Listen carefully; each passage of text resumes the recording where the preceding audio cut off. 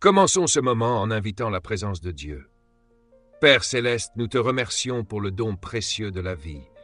Merci de nous avoir réveillés ce matin pour l'air que nous respirons et la force que tu donnes à nos corps.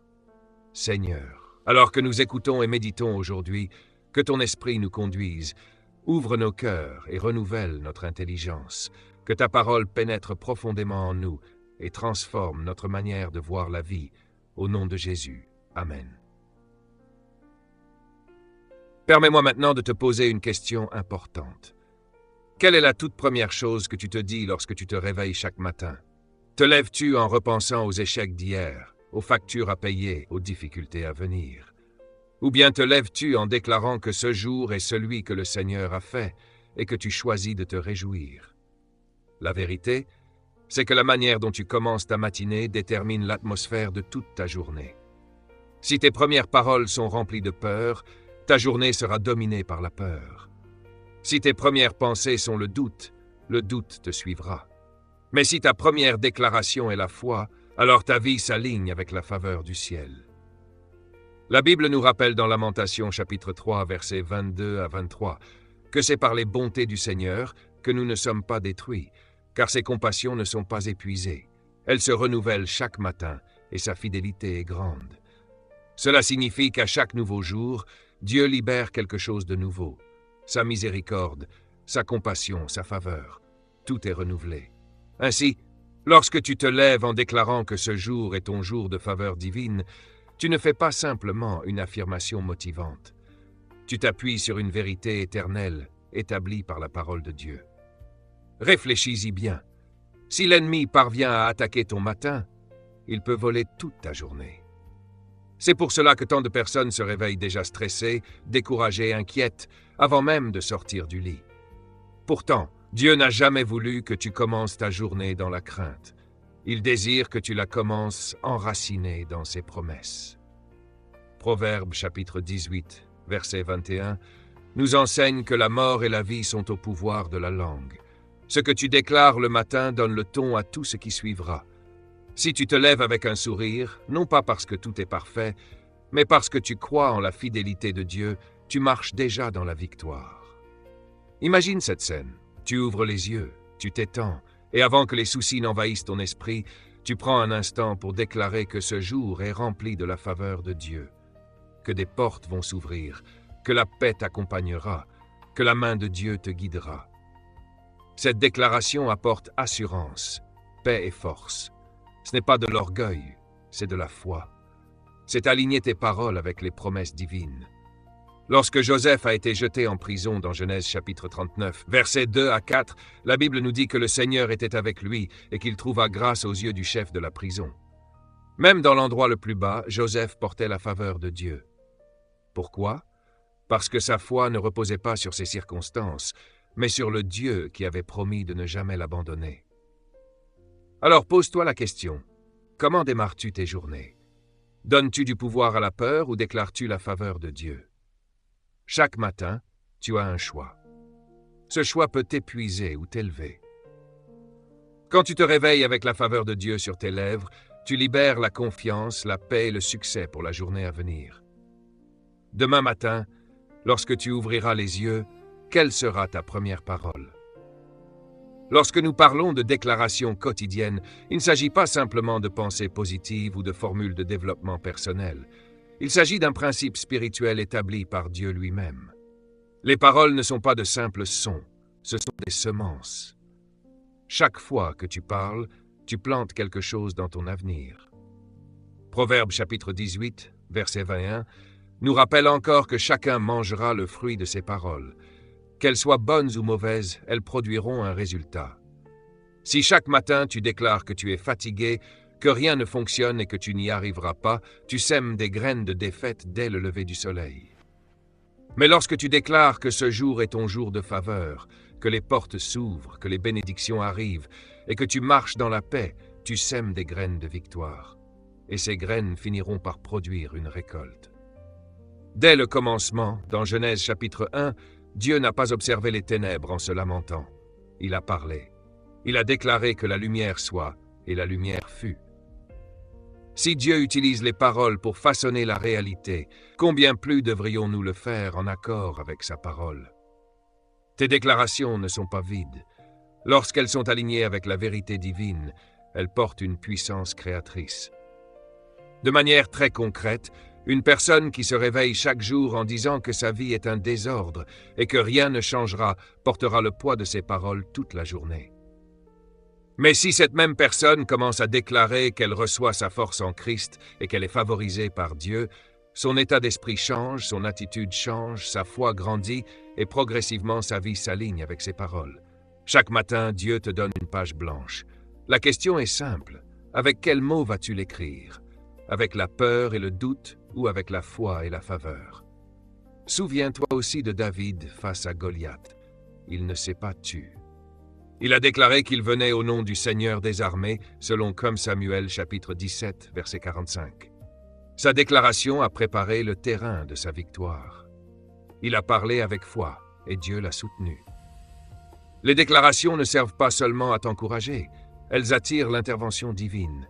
Peut-être traverses-tu des difficultés financières, des problèmes de santé ou des relations brisées. Chaque jour, le poids de ces combats t'écrase dès le réveil. Et si, au lieu de laisser les problèmes parler en premier, tu laissais la foi parler en premier? Si tu déclarais que ce jour est ton jour de faveur, que la guérison, la provision et la restauration t'appartiennent? À partir de cet instant, je te lance un défi. Protège tes matins. Protège tes premières paroles. Ne laisse pas la plainte être la première chose qui sorte de ta bouche. Commence par des déclarations de faveur. Car lorsque tu déclares la faveur de Dieu, tu ouvres la porte à la confiance, à la paix et au succès qui t'accompagneront toute la journée. Demain matin, lorsque tu ouvriras les yeux, avant de prendre ton téléphone et avant de repenser aux douleurs d'hier, prends un instant, souris et déclare avec foi. Aujourd'hui est mon jour de la faveur de Dieu. Prenons maintenant le temps de comprendre profondément le fondement biblique de la faveur divine. Car lorsque tu déclares que ce jour est ton jour de faveur, tu ne prononces pas une simple phrase agréable, mais une vérité spirituelle puissante. Tu te tiens sur une vérité d'alliance qui traverse toute la Bible. Mais commençons par une question essentielle. Qu'est-ce que la faveur? La faveur, c'est lorsque Dieu te fait passer de l'arrière-plan au premier plan. La faveur, c'est quand des portes s'ouvrent devant toi sans même que tu aies eu à frapper. La faveur, c'est lorsque des personnes choisissent de te bénir, non pas parce que tu es parfait, mais parce que Dieu a posé son amour sur toi. Le psaume chapitre 5, verset 12 nous rappelle que le Seigneur bénit le juste et l'entoure de sa faveur comme d'un bouclier. La faveur n'est donc pas une bénédiction occasionnelle, elle t'enveloppe, elle te couvre, elle te protège. Où que tu ailles, la main de Dieu te précède, te guide et te garde. Nous voyons cette réalité clairement dans la vie de Joseph. Dans Genèse chapitre 39, versets 2 à 4, il est écrit que le Seigneur était avec Joseph et tout ce qu'il entreprenait prospérait. Son maître voyait que Dieu était avec lui et que tout ce qu'il faisait réussissait entre ses mains. Joseph trouva grâce à ses yeux et fut élevé au rang d'intendant. Même en tant qu'esclave, Joseph portait la faveur. Même en prison, Joseph portait la faveur. Son environnement ne déterminait pas sa faveur. C'était sa relation avec Dieu qui la définissait. Et ce même Dieu est avec toi aujourd'hui. Il est important de comprendre que la faveur ne signifie pas toujours une vie facile. Parfois, elle se cache derrière les épreuves. Joseph a été trahi, accusé à tort et emprisonné.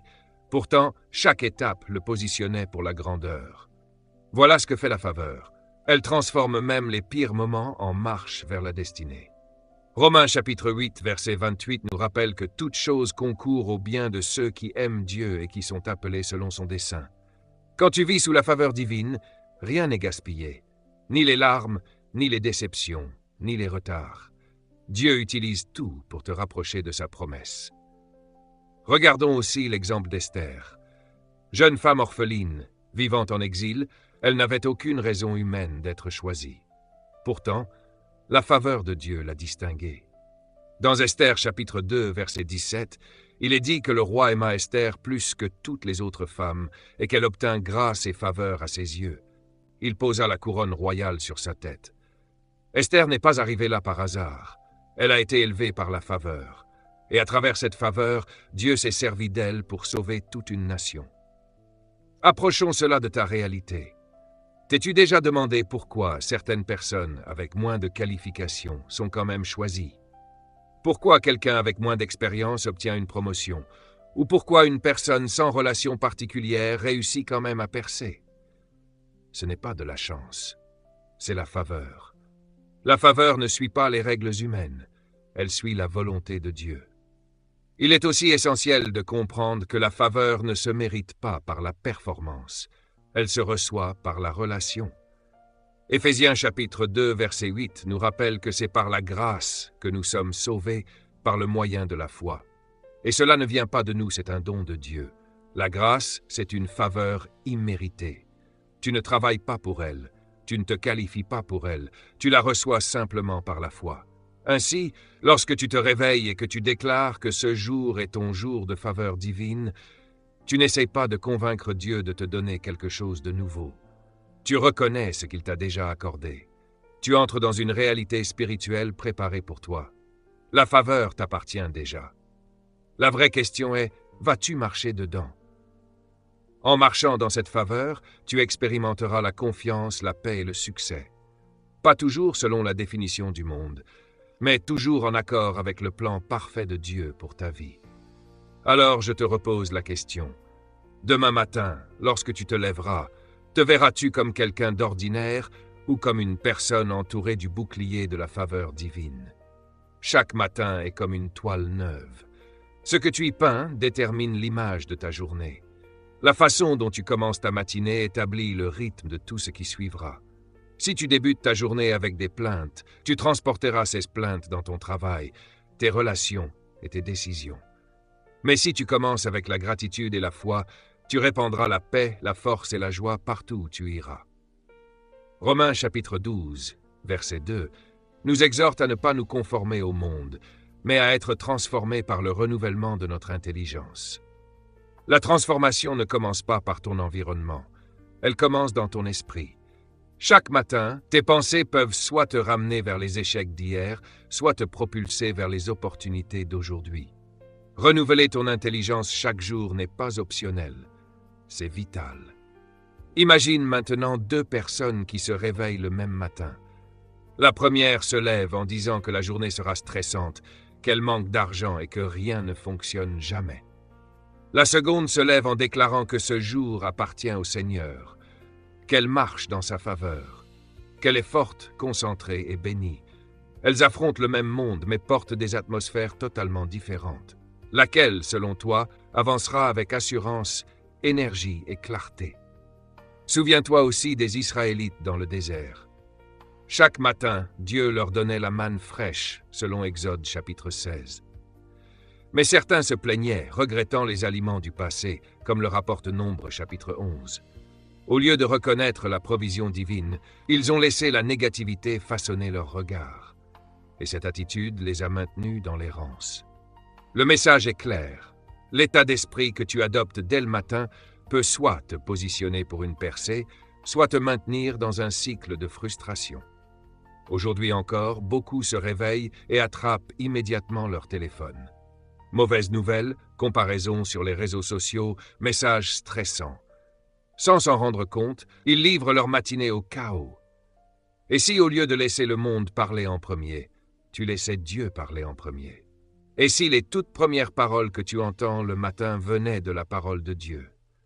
Et si la première voix à laquelle tu prêtais attention était celle du Saint-Esprit? Néhémie chapitre 8. Verset 10 nous rappelle que la joie du Seigneur est notre force. La joie n'est pas seulement une émotion passagère, c'est une puissance spirituelle. Lorsque tu souris le matin, même avant que quelque chose de positif ne se produise, tu actives une force surnaturelle. Ce sourire n'est pas un refus de la réalité, c'est une déclaration de foi. C'est dire, oui, des combats m'attendent peut-être, mais la joie du Seigneur est ma force, et sa faveur marche devant moi. Même la science confirme aujourd'hui ce que l'Écriture enseigne depuis des siècles.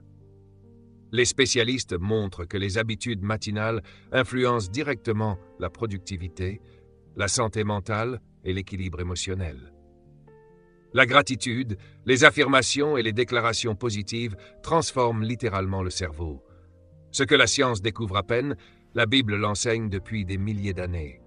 Renouvelle ton intelligence, commence bien ta journée, parle la vie et déclare la faveur. Alors demain matin, avant que les inquiétudes n'essayent d'envahir ton esprit, fais une pause, souris et déclare avec assurance que ce jour est ton jour de faveur divine. Déclare que tu ne seras pas ébranlé, que tu ne vivras pas dans l'angoisse, mais que tu avanceras avec confiance, paix et joie. Car lorsque tu règles ton état d'esprit du matin sur la faveur de Dieu, tu ne te prépares pas seulement pour la journée. Tu te prépares pour ta destinée. Pose-toi maintenant cette question essentielle. Qu'est-ce qui façonne mes matins? La peur ou la foi? La discipline est le pont entre ce que Dieu a promis et ce que nous expérimentons réellement. Tu peux te lever, sourire et déclarer la faveur de Dieu, mais si tes actions ne sont pas alignées avec tes paroles, la frustration finira par s'installer. La faveur de Dieu est réelle, mais la discipline te positionne pour en jouir pleinement. Dans 2 Pierre chapitre 1, verset 2, il est écrit que la grâce et la paix se multiplient par la connaissance de Dieu et de Jésus-Christ. Plus loin, l'apôtre parle d'ajouter à la foi la maîtrise de soi et la persévérance. Autrement dit, la faveur grandit dans un terrain de discipline. Regarde Joseph. Il avait la faveur de Dieu, mais il avait aussi la discipline. Lorsque la femme de Potiphar l'a tenté, il aurait pu céder, mais il a choisi l'intégrité. Cette décision a protégé sa destinée. Sans discipline, son histoire se serait terminée dans la honte. Grâce à elle, la faveur de Dieu l'a conduit de la prison au palais. Daniel est un autre exemple puissant. Dans Daniel chapitre 6, verset 3, il est dit qu'un esprit excellent était en lui et que le roi pensait l'établir sur tout le royaume. Daniel avait la faveur, mais aussi l'excellence, la constance et une vie de prière disciplinée. Il refusait de compromettre sa foi. La faveur l'a trouvé parce que la discipline l'avait préparé. De la même manière, beaucoup désirent des portes ouvertes. Mais la vraie question est, sommes-nous prêts à les gérer lorsqu'elles s'ouvrent? Tu peux prier pour la faveur financière, mais si tu ne sais pas gérer le peu que tu as déjà, comment porteras-tu l'abondance? Tu peux demander la faveur professionnelle, mais si tu es souvent en retard, mal préparé ou négligent, comment assumeras-tu de plus grandes responsabilités? Proverbe chapitre 12, verset 4 nous rappelle que la main des diligents dominera, tandis que le paresseux sera soumis. La diligence et la discipline créent l'espace pour que la faveur se manifeste. Prends un instant pour réfléchir à ta propre vie. Dans quel domaine Dieu t'appelle-t-il à ajouter de la discipline? Est-ce dans ta vie spirituelle, par une prière régulière, l'étude de la parole, le jeûne quand c'est nécessaire? Est-ce dans ta santé en prenant soin de ton corps qui est le temple du Saint-Esprit? Est-ce dans ta gestion du temps en utilisant tes heures avec sagesse? Est-ce dans tes relations en choisissant la bienveillance et le pardon? La discipline n'est pas une punition, c'est une préparation. Oui, la discipline n'est pas facile. Notre chair y résiste. Mais Galates, chapitre 5, nous enseigne que marcher selon l'Esprit nous permet de ne pas accomplir les désirs de la chair. Le Saint-Esprit est ton aide. Tu ne marches pas dans la discipline par ta seule force, mais en te soumettant chaque jour à Dieu. Et plus tu t'abandonnes à lui, plus ta vie s'aligne avec sa faveur. Alors demain matin, lorsque tu déclares que ce jour est ton jour de faveur divine, ne t'arrête pas là. Demande-toi aussi quelles actions concrètes tu poseras pour être en accord avec cette déclaration. Quand tes paroles et tes habitudes sont alignées, tu accèdes à une nouvelle dimension de paix, de confiance et de réussite. Quel domaine de ta vie a besoin de discipline afin que la faveur de Dieu circule sans obstacle? Pour conclure cette partie, souviens-toi que commencer ta journée avec Dieu n'est pas un simple rituel. C'est un acte de foi qui influence toute ta trajectoire. Chaque fois que tu déclares que ce jour est celui que le Seigneur a fait et que tu choisis de t'en réjouir, comme nous le rappelle le psaume 118, tu prends une décision spirituelle consciente de marcher dans la joie et la victoire de Dieu. C'est là que tout change. Ton humeur, tes pensées, tes choix et même la manière dont la vie te répond. Au lieu de laisser le poids d'hier déterminer aujourd'hui, lève-toi avec un esprit de victoire. Déclare que ce jour t'appartient parce que le Seigneur est avec toi. Cette affirmation enracinée dans la foi devient un bouclier contre la négativité, une arme contre la peur et une bannière d'espérance sur ta vie. Nous allons maintenant passer à la suite, où je te montrerai comment garder cet état d'esprit centré sur Dieu tout au long de la journée, afin que tu ne te contentes pas de bien commencer, mais que tu marches dans la force du matin jusqu'au soir. Souviens-toi, les paroles que tu prononces le matin sont comme des semences plantées dans le sol de ton cœur. Si tu sèmes la peur et le doute, ils étoufferont ta joie. Mais si tu sèmes la foi, l'espérance et la victoire, ils produiront paix et succès. La Bible nous rappelle que la vie et la mort sont au pouvoir de la langue. Ta langue n'est pas seulement faite pour parler, elle est faite pour créer. Tu façonnes ta réalité par ce que tu déclares. Alors lorsque tu dis que ce jour est le tien, parce que Dieu est pour toi et non contre toi, tu t'alignes sur ses promesses et non sur tes circonstances. Les circonstances peuvent sembler défavorables, mais ta déclaration te place au-dessus d'elles, comme un combattant qui entre dans la bataille en sachant que la victoire a déjà été remportée par celui qui marche devant lui. Lorsque tu choisis de commencer ta journée avec la gratitude et des déclarations enracinées dans la parole de Dieu, tu modifies l'atmosphère spirituelle autour de toi. Imagine un instant. Tu te réveilles, et au lieu de faire défiler ton téléphone ou de t'inquiéter de tes problèmes, tu élèves ta voix et tu dis simplement « Seigneur, merci pour ce nouveau jour. Merci parce que je sais que tu as déjà préparé des bénédictions, des opportunités et des portes ouvertes pour moi. » Ce type de déclaration réveille ton esprit et fait taire les murmures de la peur. Allons plus loin maintenant et voyons comment s'approprier les promesses de Dieu dès le matin. Te prépare à affronter les obstacles avec assurance et sérénité. Lorsque nous décidons de commencer notre journée en déclarant que ce jour est notre jour de faveur divine, nous ne prononçons pas des paroles vides.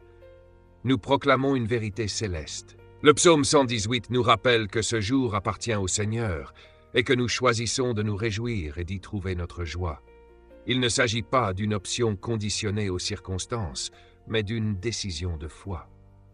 Peu importe ce que la journée contient, elle appartient à Dieu et non à nos peurs, à nos erreurs passées ou à l'ennemi. La faveur n'est pas une question de chance ou de hasard. La faveur est la preuve tangible que la main de Dieu repose sur ta vie. C'est quand des portes s'ouvrent sans que tu aies eu besoin de frapper. C'est quand des personnes te soutiennent de manière inattendue. C'est quand les opportunités viennent à toi au lieu que tu les poursuives désespérément. Mais voici une vérité essentielle. Pour expérimenter la faveur, il faut s'y attendre. Et cette attente commence dès les premières paroles que tu prononces au réveil. Regarde Joseph. Il a connu la trahison, l'esclavage et la prison. Pourtant, aucune de ces situations n'a défini sa destinée. Dans Genèse chapitre 39, il est dit que le Seigneur était avec Joseph et lui accorda sa faveur même aux yeux du chef de la prison. Même dans l'endroit le plus bas, la faveur de Dieu l'a élevé et l'a préparé pour la grandeur. Ainsi, lorsque tu te lèves chaque matin en déclarant que ce jour est ton jour de faveur divine, tu t'alignes avec la même puissance qui a élevé Joseph, la même faveur qui a protégé Esther, et la même grâce qui a conduit David des pâturages au palais. Tu ne te prépares pas seulement à survivre à la journée, tu te prépares à prospérer, à avancer avec autorité et à briller. Entrons maintenant dans une dimension très pratique. Comment la discipline quotidienne permet d'aligner ta routine avec le dessein de Dieu, afin que sa faveur devienne une réalité vivante dans ta vie. Déclarer que ce jour est ton jour de faveur est puissant, mais cela doit être suivi d'actions intentionnelles. La faveur s'exprime pleinement dans la vie d'une personne disciplinée. La discipline est le pont entre tes déclarations et ta destinée. Sans elle, les paroles restent théoriques. Avec elle, elles deviennent transformation, croissance et vie. Prenons l'exemple de Daniel. Dans Daniel chapitre 6, il est écrit que, même après avoir appris que le décret royal était signé, Daniel a continué à prier 3 fois par jour, comme il en avait l'habitude. Il n'a pas laissé la peur briser sa discipline spirituelle. Et c'est cette constance qui a permis à la faveur de Dieu de le préserver dans la fosse aux lions et de l'élever dans le royaume. De la même manière, nous ne pouvons pas simplement déclarer la faveur le matin et vivre ensuite dans la négligence. Si tu proclames que ce jour est ton jour de faveur, mais que tu passes la journée dans la paresse, la procrastination ou la négativité, tu étouffes la semence avant même qu'elle ne germe. La discipline, c'est faire des choix alignés avec ce que tu déclares. C'est prier, planifier et saisir les opportunités que Dieu place devant toi. Si tu crois pour une augmentation financière, ta déclaration doit être accompagnée d'une gestion responsable de tes ressources. Si tu déclares la faveur de Dieu sur tes relations, tu dois semer la bonté, le pardon et la compréhension. Si tu demandes une promotion, tu dois faire preuve d'excellence dans les petites tâches quotidiennes. La faveur repose sur une bonne gestion. Elle ne remplace pas la responsabilité. Elle multiplie les efforts faits avec fidélité.